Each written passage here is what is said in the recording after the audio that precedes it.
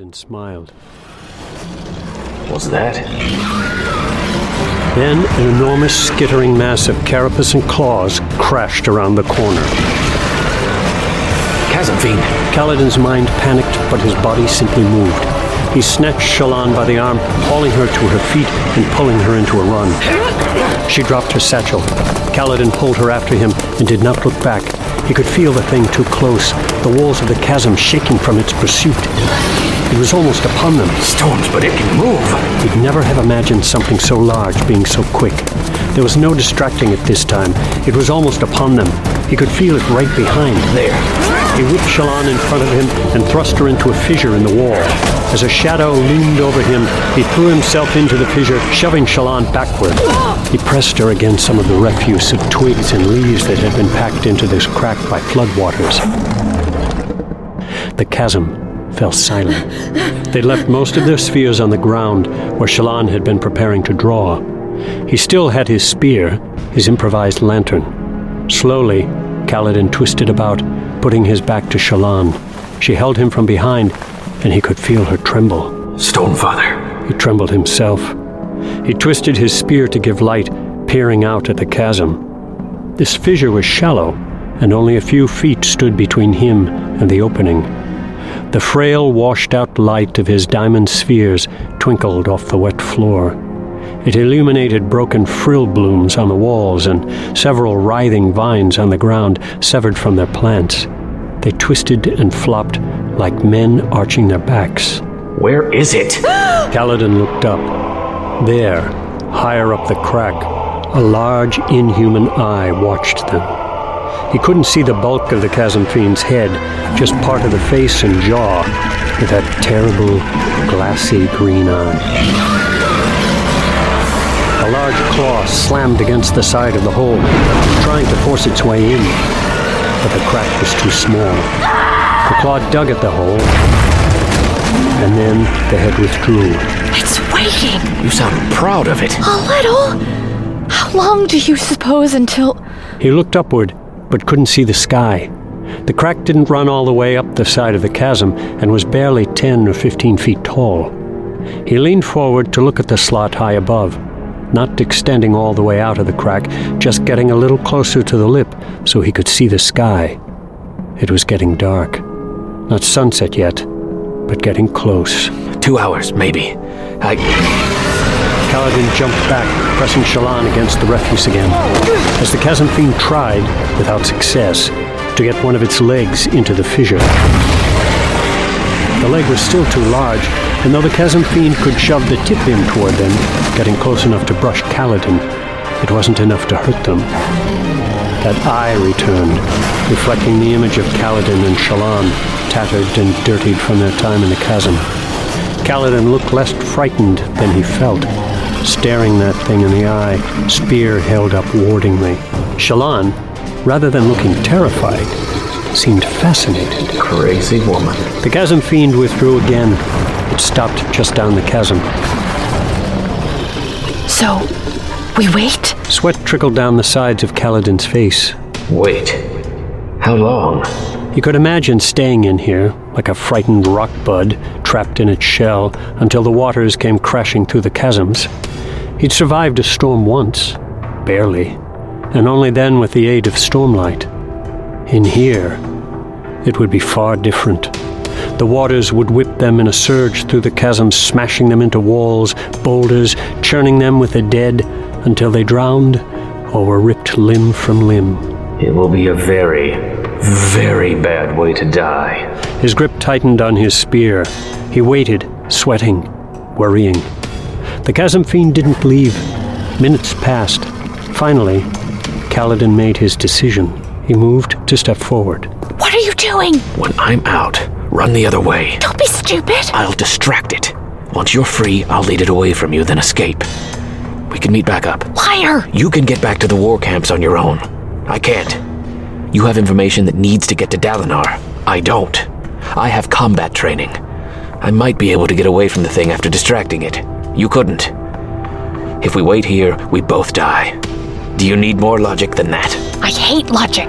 Always have. We don't have time to talk about it. You can't do this. I can. Who knows? Maybe I'll get in a lucky hit. He reached up and ripped the spheres off his spearhead, then tossed them out into the chasm. He'd need a steadier light. Get ready. Please, don't leave me down here in these chasms alone. Is it really this hard for you to let me win one single argument? Yes! No, I mean, storms!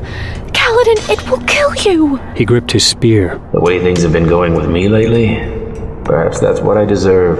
Apologize to Adolin for me. I actually kind of like him.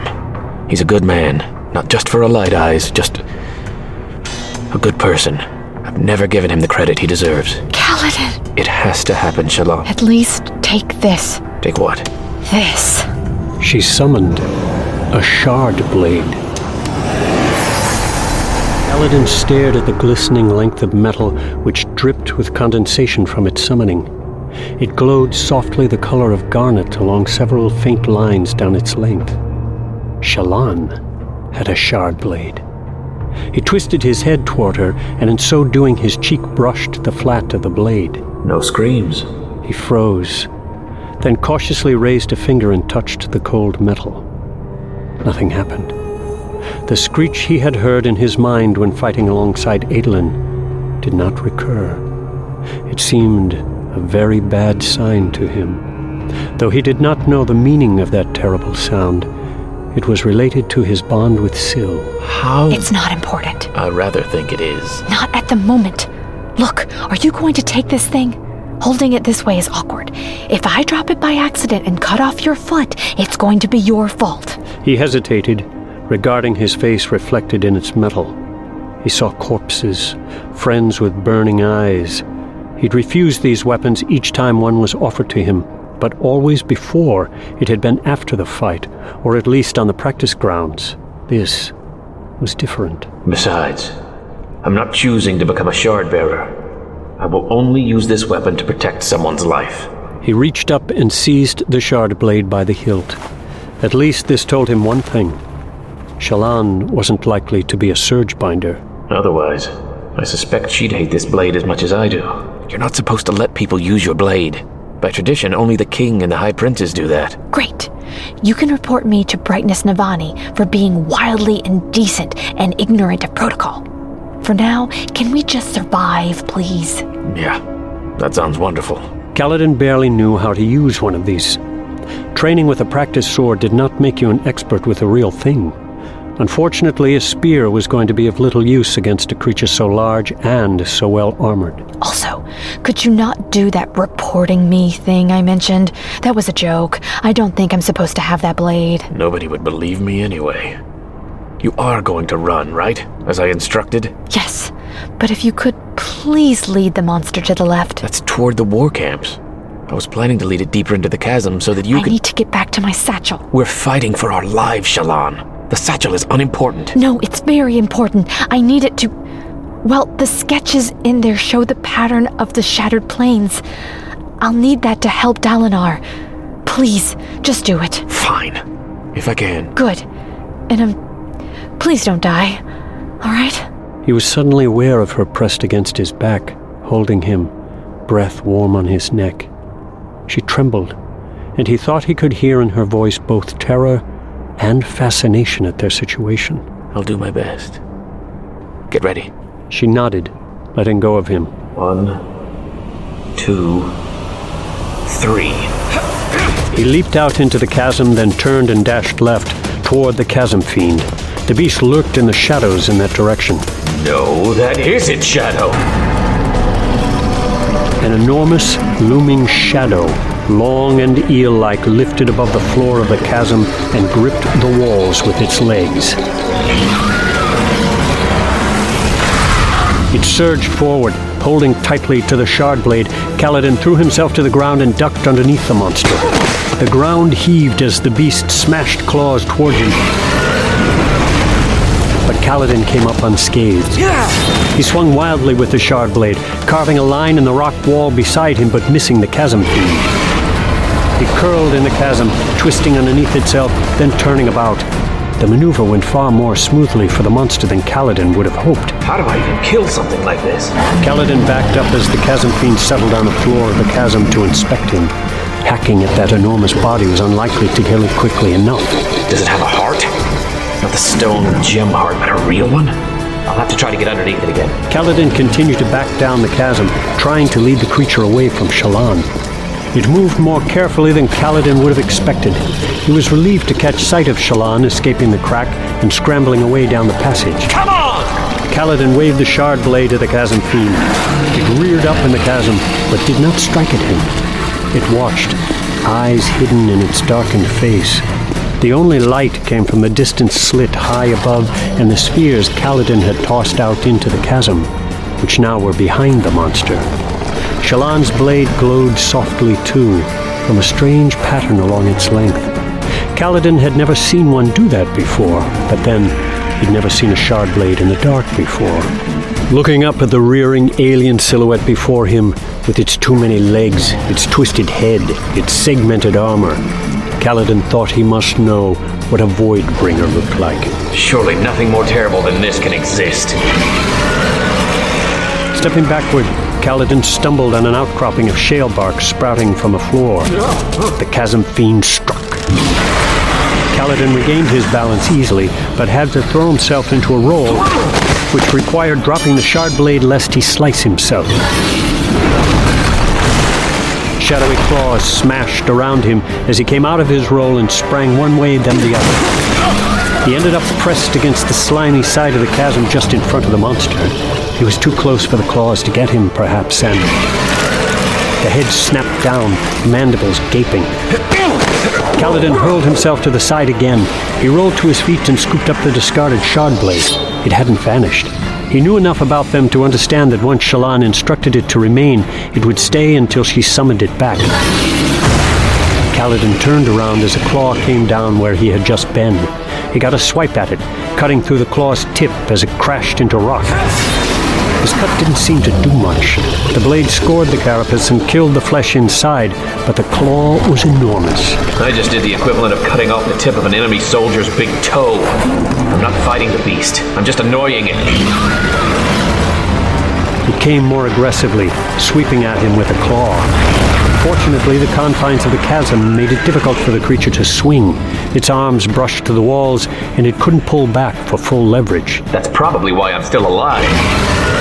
He got out of the way of the sweep, barely, but tripped in the darkness again. He could hardly see.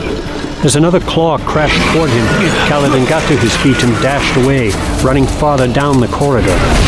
Farther from the light, passing plants and flotsam. The Chasmfiend charged after him. Kaladin felt so slow without Stormlight, so clumsy and awkward. The Chasmfiend was close. He judged his next move by instinct. Now! He stopped with a lurch, then sprinted back toward the creature. It slowed with great difficulty, and Kaladin ducked and ran beneath it. He slammed the shard blade upward, sinking it deep into the creature's underside. He seemed to have actually hurt it, for it immediately lifted upward to pull itself off of the sword. Then it twisted down upon itself in an eye blink, and Kaladin found those frightful jaws coming at him. He threw himself forward, but the snapping jaws caught his leg. Blinding pain ran up the limb, and he struck out with the blade even as the beast flung him about. He thought he hit its face, though he couldn't be certain. The world spun. He hit the ground and rolled. With everything still spinning, he turned over. He'd lost the shard blade. He didn't know where it was. My leg. He couldn't feel it. He looked down, expecting to see nothing but a ragged stump. It wasn't quite so bad. Bloodied, the trousers ripped, but he couldn't see bone. The numbness was from shock. His mind had gone analytical and focused on the wounds. That's no good. I need the soldier at the moment, not the surgeon. The Chasmfiend was righting itself in the chasm, and a chunk of its facial carapace was missing. Get away.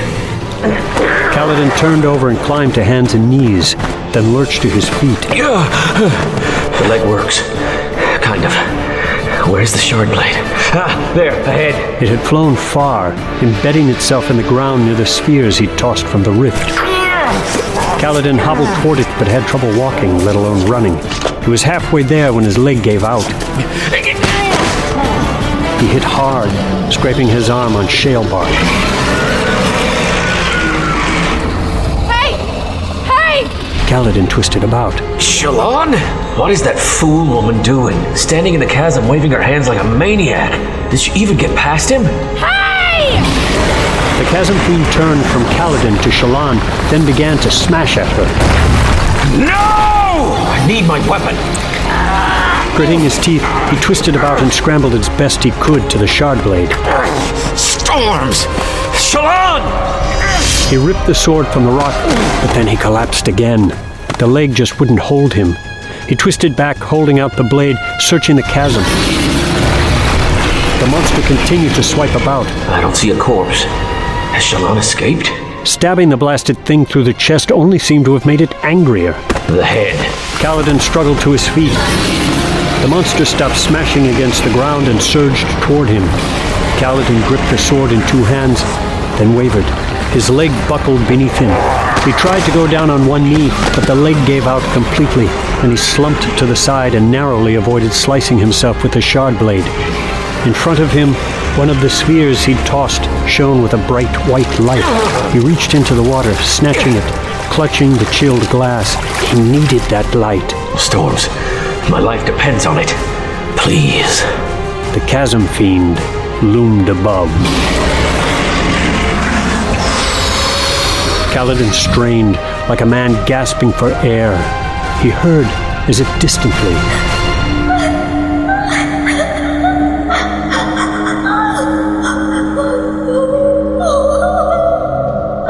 No power entered him. The Chasmfiend swung, and Kaladin twisted.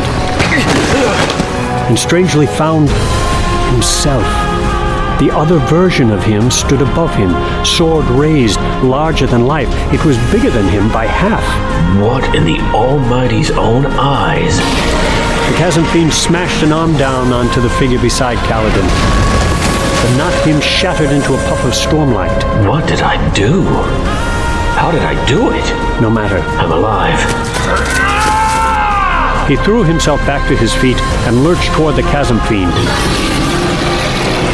I need to get close, like I did before.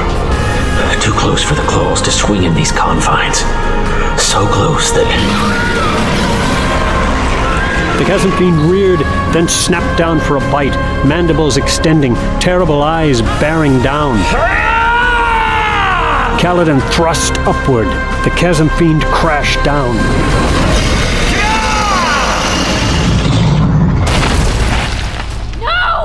The Chasmfiend had fallen on Kaladin. Shallan dropped her paper. It bore a drawing of her and another of Kaladin, and scrambled across the rocks, dismissing the blackness around her. She needed to be close to the fighting for the illusions to work. Better if she'd been able to send them on pattern, but that was problematic because she stopped in front of the still twitching beast, a heap of flesh and carapace like a fallen avalanche of stone. She shifted from one foot to another, uncertain what to do. Kaladin? Stop it. No timidity. You're past that. She moved forward, picking her way over the huge armored legs. She tried to shove aside a claw, but it was far too heavy for her, so she climbed over it and skidded down the other side. The Chasmfiend's head lay nearby, massive eyes cloudy. Spren started to rise from it, like trails of smoke. The same ones as before, only... Leaving? She held her light closer. The bottom half of Kaladin's body protruded from the Chasmfiend's mouth. Almighty above! Shallan scrambled forward. She tried, with difficulty, to pull Kaladin from the closed maw before summoning her shard blade and cutting away at several mandibles. Kaladin! Kaladin! She nervously peered into the thing's mouth from the side, where she'd removed a mandible. Ow.